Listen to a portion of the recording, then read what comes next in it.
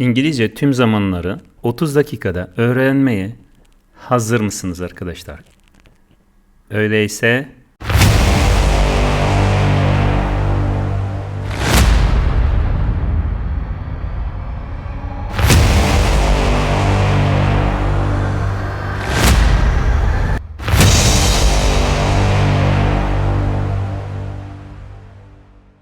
merhaba arkadaşlar. Bu dersimizde tüm zamanları 30 dakikada öğreneceğiz. Hazırsanız dersimize başlayalım. Gördüğünüz üzere arkadaşlar eğlenceli bir dersimiz olacak. 16 İngilizce'de tam 16 zaman var. İlk olarak sizlerle 16 zaman ve örnekleri üzerinde duracağız. Zamanlar, tense ve örnekler üzerinde. Present simple. Örneğimize bakalım arkadaşlar. I eat chocolate cake. Eğlenceli dersimiz olacak arkadaşlar. Present continuous. I'm eating chocolate cake. Present perfect. I have eaten chocolate cake. Present perfect continuous. I have been eating chocolate cake.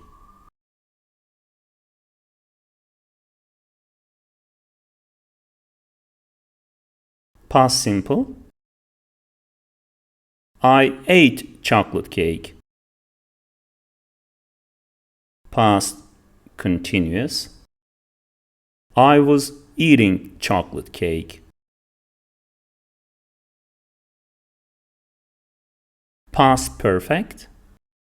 I had eaten chocolate cake. Past perfect continuous. I had been eating chocolate cake. Present ve past tense'deki örneklere bakarsanız bir ilişkinin olduğunu göreceksiniz arkadaşlar. Future simple. I will eat chocolate cake. Future continuous. I will be eating chocolate cake. Future perfect. I will have eaten chocolate cake. Future perfect continuous. I will have been eating chocolate cake.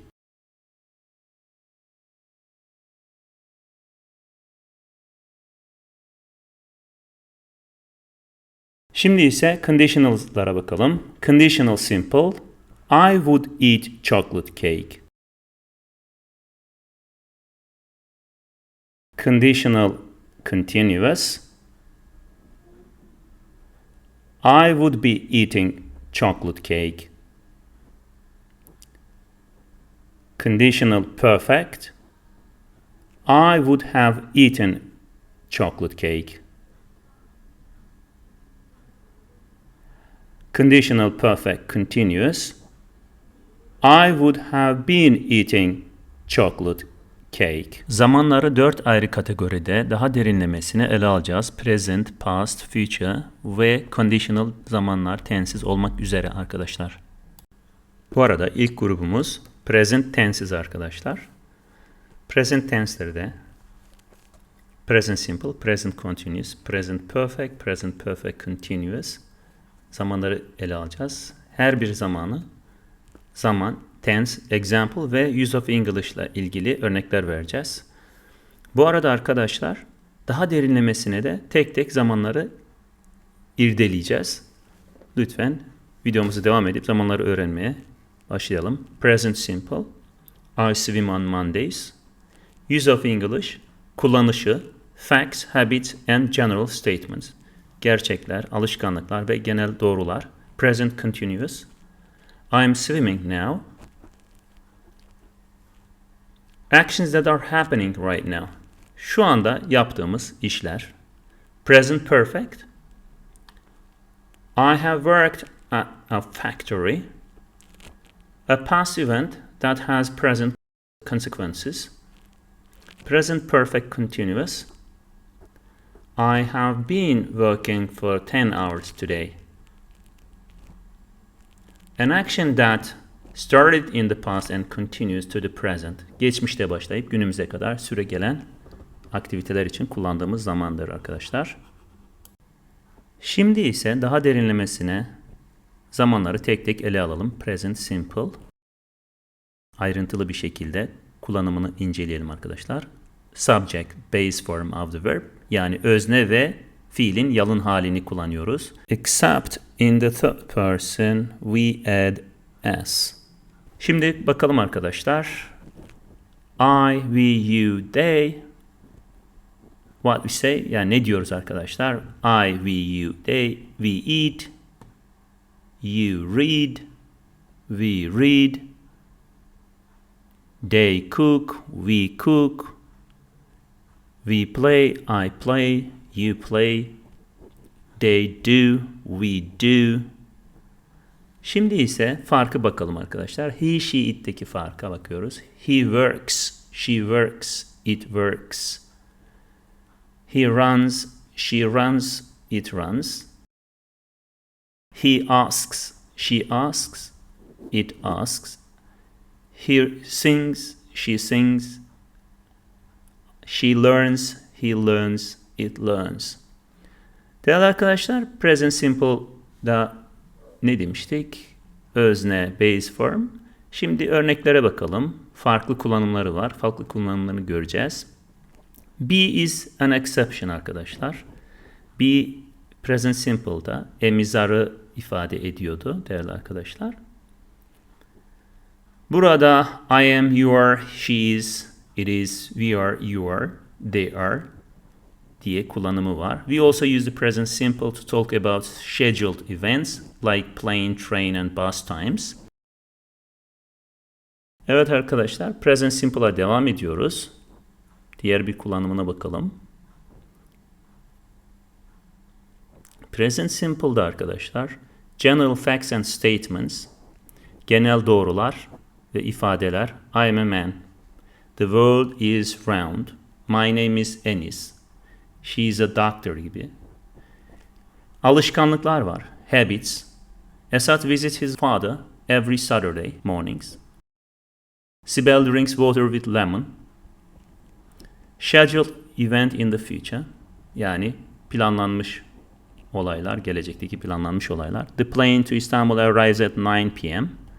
The train leaves tonight at 8 p.m. The party starts at 5 o'clock. İfadelerini anlamış oluyoruz. Evet arkadaşlar, bir diğer kullanıma geçelim. Present continuous.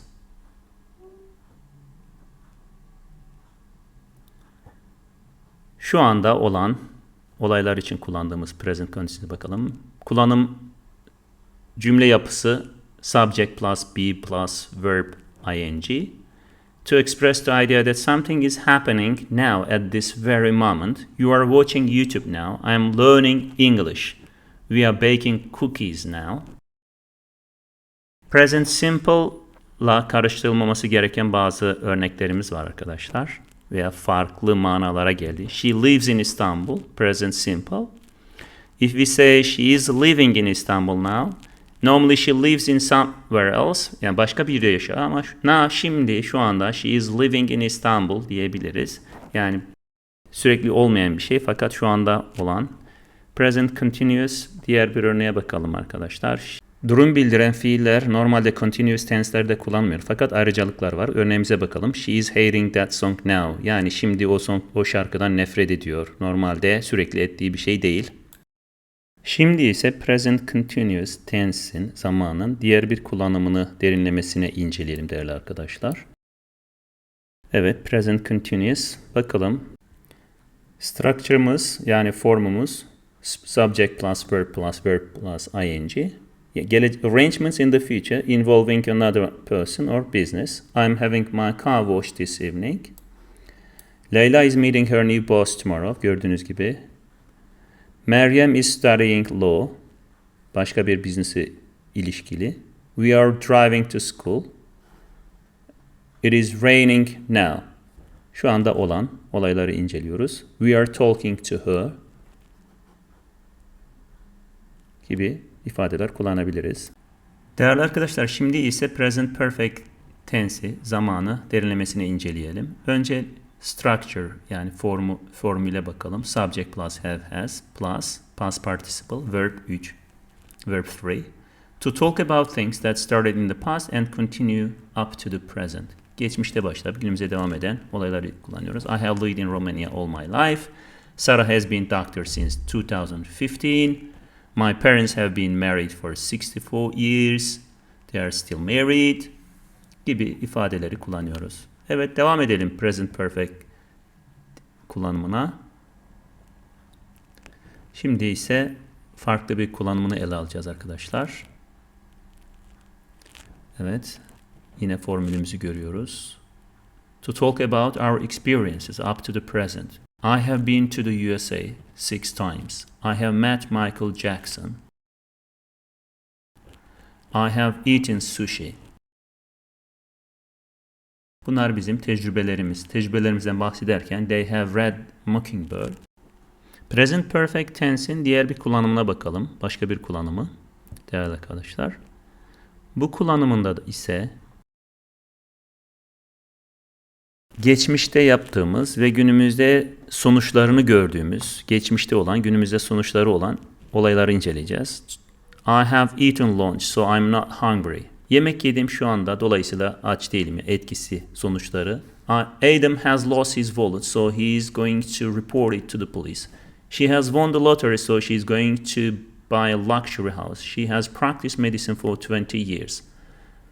Gibi örneklere baktığımızda sonuçlarını görmüş oluyoruz arkadaşlar. İsterseniz şimdi bir sonraki zamana geçmiş olalım. The present perfect continuous. Subject plus have has plus been plus verb plus ing.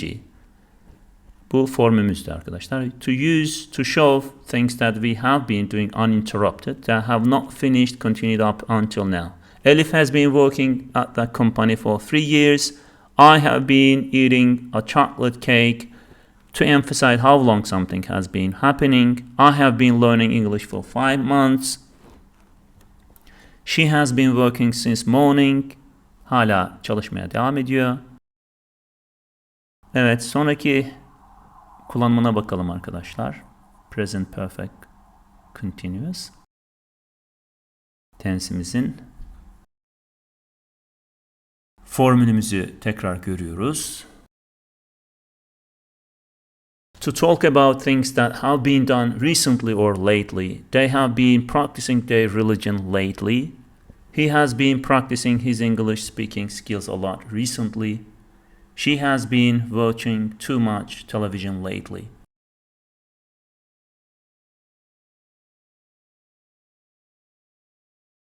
Evet, bakalım arkadaşlar.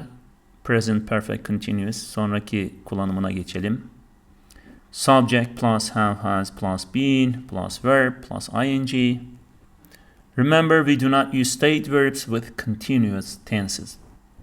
State verb yani durum bildiren hiçbir zamanda kullanmıyoruz. I have been loving her for 3 years. Yani I love her for 3 years. I have loved her for 3 years. It has been belonging to me. Belong is a state verb yani durum bildiren verb fiil. O yüzden continuous tense'de kullanamıyoruz. It has belonged to me for 6 years. Instead we say.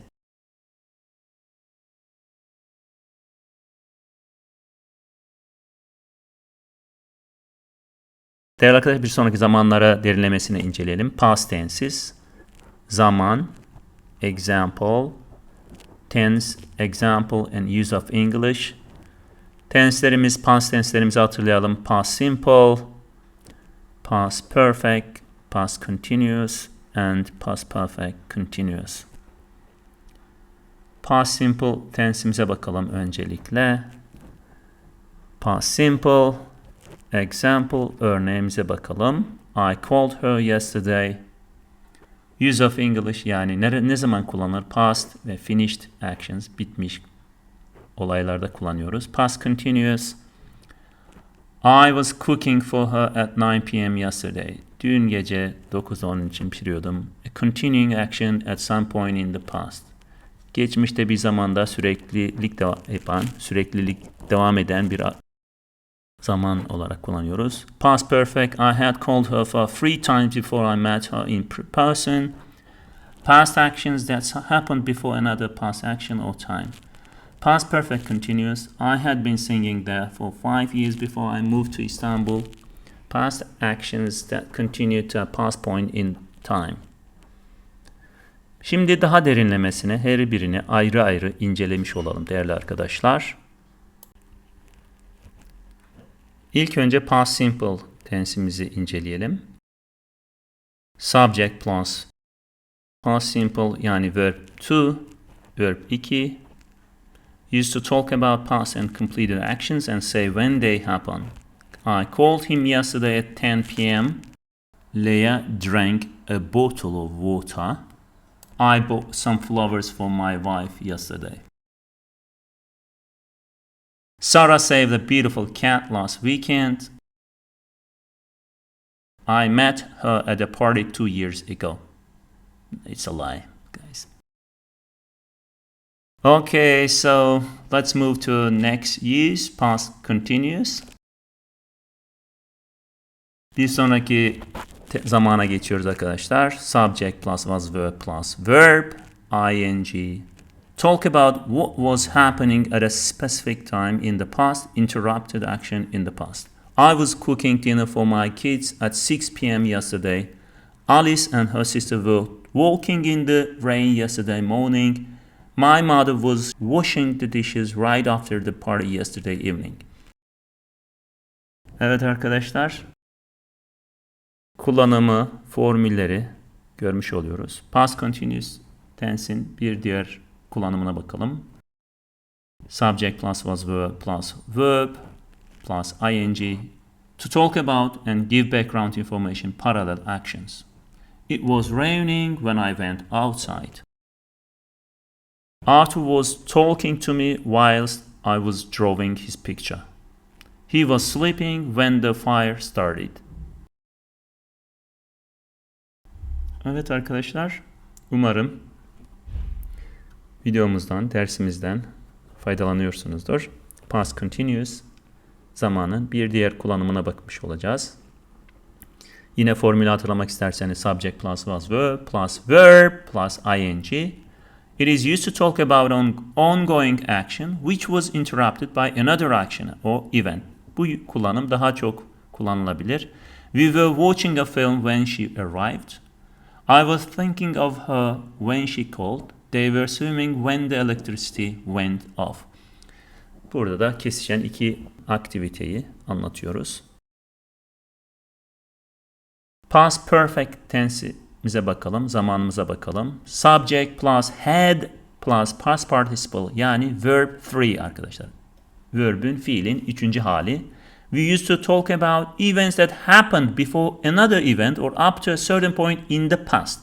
Geçmişte bir zamana kadar, başka bir point of time yani bir ana kadar yapılan işler.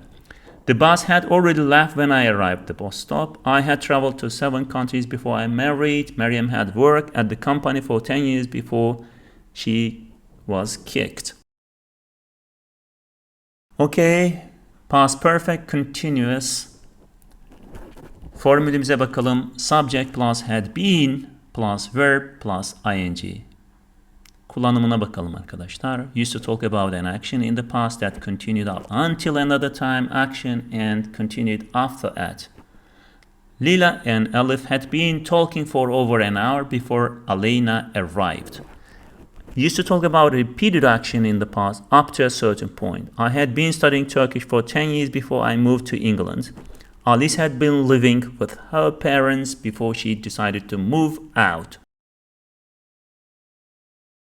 Değerli arkadaşlar, future tenses. Şimdi diğer bir grubumuza geçmiş olduk. Future tenses. Gelecek zamanlara bakalım. Tense example and use of English. Bu arada arkadaşlar, Sorularınız olursa lütfen daha derinlemesine bu tensi zamanı öğrenmek istiyorum derseniz lütfen yorumlar kısmında belirtirseniz o zaman için bir video, bir ders çekebiliriz. Future simple, I will swim in the summer. Use of English, kullanımına bakalım. Events or actions that will happen in the future. Gelecekte olacak olan olaylar için kullanıyoruz. Future continuous. I will be working at 7 a.m. tomorrow. An action that happening at a specific moment in the future. Future perfect. I will have graduated from the university before I am 19. Action that is expected or planned to happen before a specific moment in the future. Future perfect continuous. I will have been teaching at the university for 5 years on Monday. An action that will continue up to a certain point in the future. Evet arkadaşlar, şimdi bu zamanları daha derinlemesine incelemiş olalım. Teker teker. Future simple. Şimdi structure yani formülüne bakalım. Subject plus will plus base form of the verb yani fiilin yalın hali. Things we think will or may happen in the future. I think it will snow tomorrow. I believe you'll love this town. She will arrive very soon. I think I will go to the gym tomorrow. I don't think I will buy that car. Görüyorsunuz arkadaşlar, her şey gelecekte düşüncemize bağlı olarak gelişen. Zamanlarla alakalı arkadaşlar. Aralarındaki uyumu fark ettiğinizde bütün zamanları çözersiniz. Yine future simple'ın diğer kullanımlarına bakıyoruz. Making offers or promises. Yani birilerine teklif ve söz verdiğimizde kullanıyoruz. I will help you paint the house. I will call you tomorrow. Seni yarın arayacağım. I will help you carry your luggage. I promise I will not tell him about the surprise party. Ona sürpriz parti hakkında bilgi vermeyeceğim. Bu arada karikatürlerimizi, karton figürlerimizi sevmişsinizdir umarım. Future simple. Subject will plus base form of the verb. Facts in the future. Arkadaşlar, gelecekteki gerçeklerden bahsediyoruz. It will be our 10th wedding anniversary next Monday. There will be an election next year. I will be 20 years old next month. English flicks. Güzel olmuş değil mi arkadaşlar? Bir sonraki zamanımıza geçelim arkadaşlar. Einstein'ı beğendiniz mi arkadaşlar? Future continuous. Zor bir zaman ama bu dersimizde kolay olacak. Subject plus will be plus verb ing. Evet, kullanımına bakalım değerli arkadaşlar. To talk about actions that will be in progress at a certain time in the future. Gelecekte bir point'te devam eden bir zaman. She will be cooking at 5 p.m. tomorrow. We will be playing football tomorrow. They will be watching a movie tomorrow evening. I will be playing football tomorrow. Interrupted action in the future. Jane will be waiting for you when your plane arrives. Gördüğünüz gibi arkadaşlar, gelecekte bakalım kızgın öğretmenimiz şimdi size hangi konuyu anlatacak? Future perfect. Evet, bayağı bir kızgın öğrenmezseniz. Subject plus will have plus past participle. To talk about actions or states that will be completed before a certain point or another action in the future. I will have worked at this factory for 40 years by the time you graduate. They will have finished their homework before the film starts. By the time you get married, I will have left the country. Siz evlendiğinizde ben ülkeyi terk etmiş olacağım. Değerli arkadaşlar, bakalım şimdi hangi tensimizi, zamanımızı öğreniyoruz. Future perfect continuous. Bu da mutlu, kızgın öğretmenden sonra mutlu bir öğretmen. Formülümüze bakıyoruz. Subject plus will have been plus verb plus ing. Kullanımına bakalım arkadaşlar. Describe the duration of actions that will be in progress at a certain point before another action in the future. I will have been working in the UK for 5 years in May. When they graduate next year, they will have been studying here for 3 years. You will have been playing games for 10 hours at 11 p.m. Görüyorsunuz arkadaşlar, belli bir zamandan bahsediyoruz. O zamanı tarif ettiği için. Evet, bu öğretmenimizi de sevmişsinizdir umarım. The future perfect continuous. Evet, devam ediyoruz arkadaşlar. Subject will have been plus verb plus ing. The use of state verb alert. Burada arkadaşlar dikkat etmemiz gereken durum fiilleri continuous tense'lerde kullanmıyoruz. I will have had my car for 5 years. Not I will have been having my car for 5 years this winter. I will have loved for 3 years this summer. Not I will have been loving her for 3 years this summer. Gördüğünüz gibi arkadaşlar durum bildiren fiilleri kullanmıyoruz. Evet, mutlu bir öğretmen. Conditional tenses. Son grubumuza geçmiş olduk arkadaşlar. Bu son grupla beraber videomuzu bitirmiş olacağız.